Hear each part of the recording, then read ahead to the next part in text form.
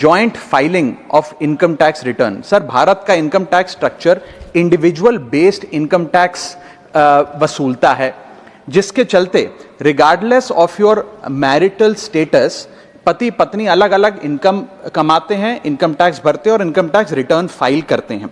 उनकी इनकम को क्लब नहीं किया जाता, एग्रीगेट नहीं किया जाता। इस वजह से डुअल इनकम कपल्स, जिसमें पति पत्नी दोनों पैसा कमाते हैं, इनकम कमाते हैं, उनको सेपरेटली टैक्स किया जाता है, जबकि उनके लॉन्ग टर्म इन्वेस्टमेंट्स शेयर्ड हैं, हाउस होल्ड के खर्चे शेयर्ड हैं, फाइनेंशियल रिस्पॉन्सिबिलिटी शेयर्ड है, चाइल्ड केयर कॉस्ट शेयर्ड है, तमाम लिविंग एक्सपेंसेस शेयर्ड हैं।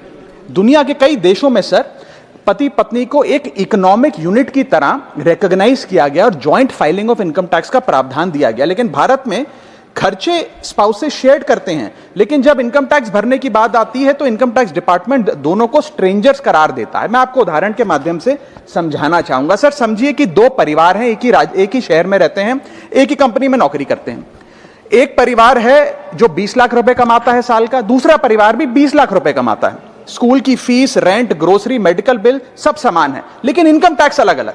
जैसे कि एक पति पत्नी है, राहुल और ऋचा, दोनों काम करते हैं। राहुल साल का 10 लाख कमाता है, ऋचा भी साल का 10 लाख कमाती है। इनकी कुल इनकम 20 लाख रुपए। क्योंकि 12 लाख रुपए तक की रिबेट पर असेसी इनकम टैक्स देता है, तो ना राहुल को इनकम टैक्स भरना पड़ता है क्योंकि उसकी आमदनी भी 12 लाख से कम 10 लाख है, और ना ही ऋचा को इनकम टैक्स भरना पड़ता है क्योंकि उसकी आमदनी भी 12 लाख से कम है, यानी कि हाउस होल्ड का टैक्स जीरो। दूसरा परिवार है नमन और नेहा।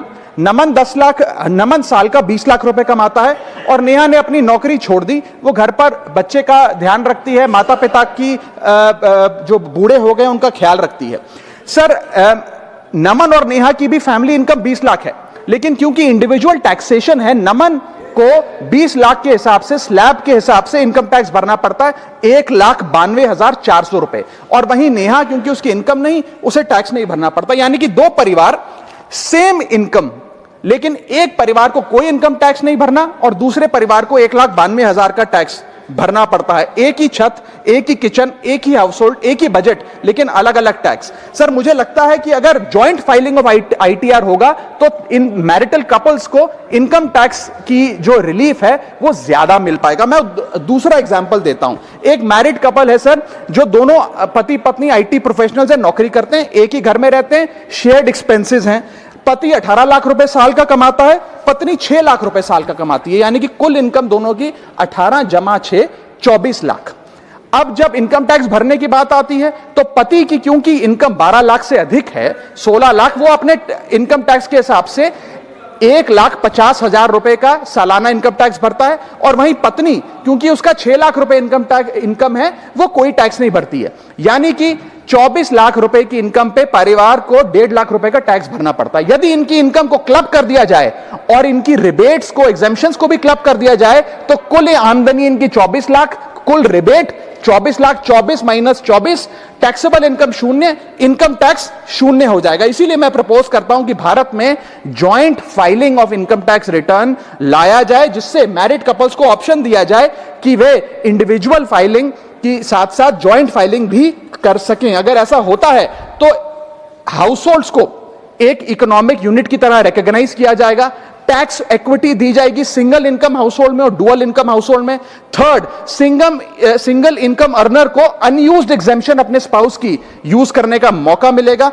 इनकम डाइवर्जन की प्रैक्टिस, जैसे परिवार में अपने इनकम ट्रांसफर की जाती है ताकि परिवार वाले रिश्तेदार का स्लैब एक्सप्लॉइट किया जा सके, वो प्रथा बंद होगी। और sir, on a lighter note, ज्यादा लोग शादियां करेंगे ताकि वे इस इनकम टैक्स सेविंग का फायदा उठा सकें।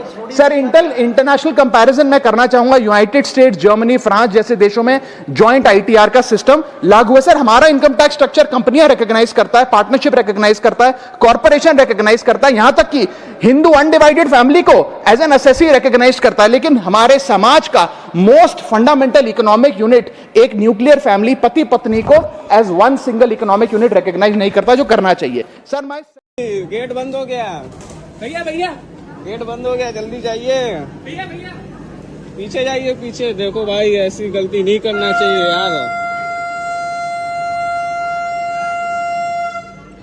ये देखो भाई दौड़ रहा है, देखते हैं ट्रेन मिलती है कि नहीं इसके। अरे यार भाई साहब, समय हो गया और ट्रेन छूट गई।